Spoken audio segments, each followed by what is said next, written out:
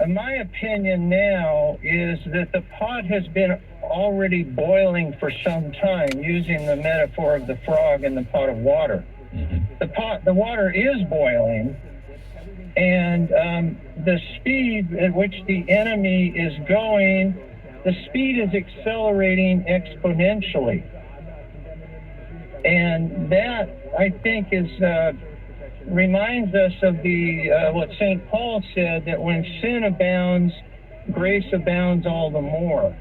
And so we see it accelerating exponentially, but it's not without hope, because grace abounds all the more. And Jesus said, when they planted the weeds in the field and the servants came in and said, "Do you want us to pull up the weeds?" He said, "No, wait. Let the weeds grow up with the wheat, and the Lord will send angels for the harvest to separate the weeds from the wheat." That's true. You're right on target. I agree with you.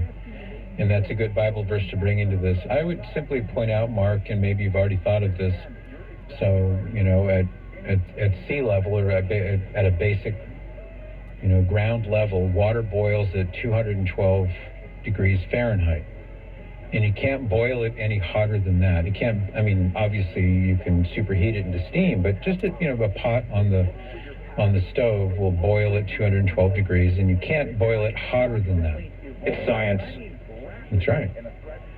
So my only contribution to the point that you made, and I do appreciate your phone call, Mark, is that we haven't reached the boiling point yet in terms of the societal problems that we're experiencing, and as that gentleman refers to it as the totalitarian tiptoe, the Z point, if we're going from A to Z, the Z point has not yet been reached. So in other words, the point at which everything is now boiling at its highest or its hottest, we haven't reached that point yet.